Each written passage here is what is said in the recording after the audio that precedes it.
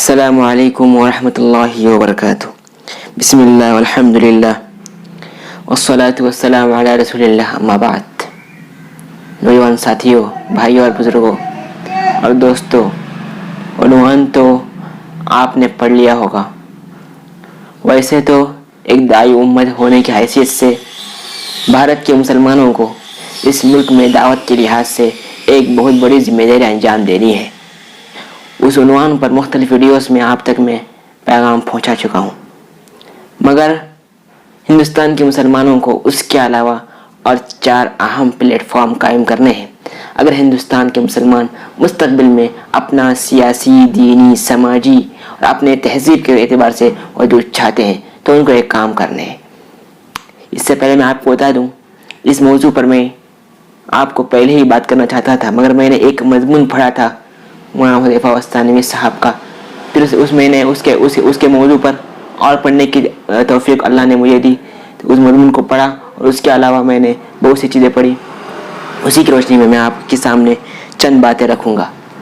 آزادی کے بعد مختلف حالات آئے، مختلف سیاسی جماعتوں نے بلند دعوے کیے، بڑے بڑے باتیں کہیں کہ ہم مسلمانوں کی حفاظت کریں گے، اقلیتوں کو ساتھ لے کر چلیں گے، اور ہر بار ان کے وعدوں کے مطابق اقلیتوں نے، خصوصاً مسلمانوں نے، ان کا بھرپور ہر انتخابات میں ساتھ دیا، مگر ہر بار ان کو اقلیتوں کو مایوسی بھی ملی، ناانصافی ملی، اور ان کو حاشیے میں ڈال دیا گیا اور صرف ووٹ کے لیے ان کو استعمال کیا گیا۔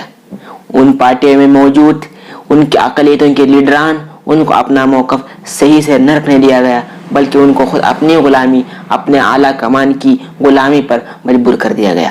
یہ حالات ہوئے جب 1992 میں بابری مسجد شہید ہو گئی۔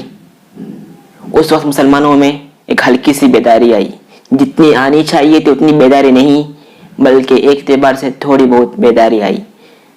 اس وقت سے مسلمان سول سروسز کے اور دوسرے میدانوں میں، امتحانات کے لیے، تعلیم کے میدان میں اور دوسری سماجی خدمات میں آگے بڑھنے لگے، اور مسلمانوں نے مختلف چیزوں میں حصہ لیا، مگر جتنا آنا چاہیے تھا، جتنا آگے بڑھنا چاہیے تھا، اتنا آگے نہیں بڑھے۔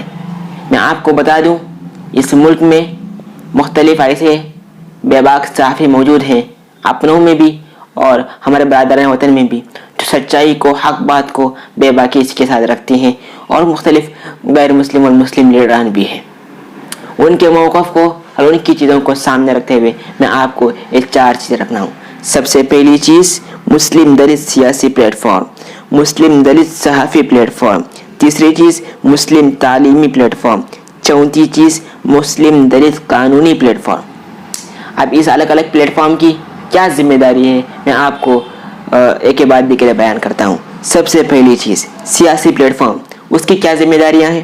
سیاسی پلیٹ فارم کی ذمہ داری یہی ہے کہ 80 سے 100 نمائندے اور دلت کے بھی 170 سے 130 نمائندے الیکشن میں کامیاب ہو کر پارلیمنٹ میں ان کو بھیجا جائے، اور ایک کام کسی بڑی نیشنل قومی سیاسی پارٹی کے تحت نہ ہو، بلکہ ایک الگ سا فنڈ قائم کیا جائے جو اس ملک کی انصاف کی بات کرے، جو اس ملک کے آئین کے تحفظ کی بات کرے، جو اس ملک کے ہر شہری کی انصاف کی بات کرے، جو اس ملک کی امن و امان کی بقا کی بات کرے۔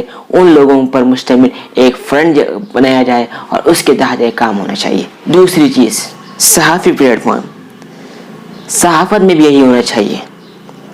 ایک بڑا نیوز چینل ہو، جیسا کہ ہمارا رویش کمار NDTV کے تحت جس طرح سے کام کر رہے ہیں، اس جیسے بولنے والا کوئی بے باک صحافی موجود ہو جو ملک کے حالات کو اچھے سے جانتا ہو، ملک کے حالات کی باریک بینی سے واقف ہو، اور ہر طرف، ہر طبقے کی طرف، ہر سماج کی طرف اس کی نظر ہو، ملک کے مختلف حصوں میں وہ آتا جاتا ہو۔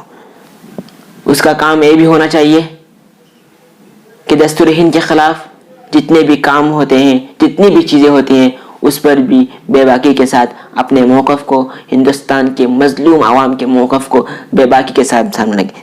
تیسری چیز، تعلیمی پلیٹ فارم۔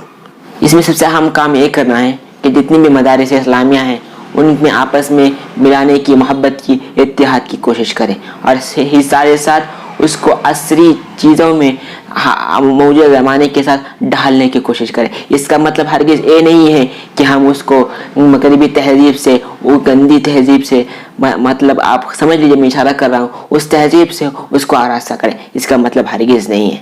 موجودہ دور میں جس علم و فنون کو سیکھنے کی ضرورت ہے, اس علم و فنون سے بھی ہمارے مدارس کے طلباء کو آراستہ کیا جائے.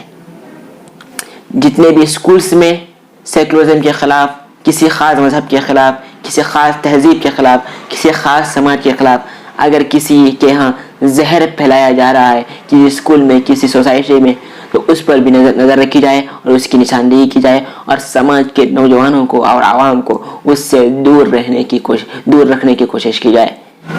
وہاں پر یہ بھی کرنا ہے جو اقلیتوں کے طلباء ہیں ان کو نیٹس ایگزامز, سول سروس کے ایگزام میں ان کو باقاعدہ گائیڈ لائنس کیا جائے, ان کو باقاعدہ اس میں ان کو تیار کیا جائے کہ کس طرح سے آگے بڑھ کر امتحانات کیے جاتے ہیں.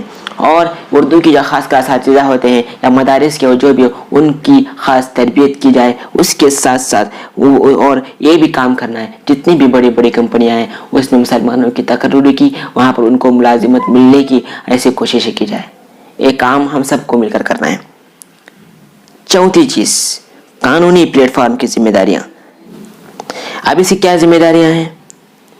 دستور ہند سے واقف کرانے کے لیے اور اس سے لوگوں کو آشنا کرانے کے لیے ملکی پیمانے پر ایک مہم چھیڑی جائے اور ایسے وکلاء کی ٹیم تیار کی جائے جو 100 پیسے سے زیادہ ملت کے مفاد کو, قوم کے مفاد کو, ملک کے مفاد کو آگے رکھ کر کام کرتے ہو اور بے باکی کے ساتھ عدالت میں جا کر مظلوم کی آواز بن سکتے ہو. ایسے وکلاء کی ٹیم تیار کی جائے اور الحمدللہ اس سلسلے میں بیداری آ رہی ہے اور مزید مضبوطی کے ساتھ کام کرنے کی ضرورت ہے.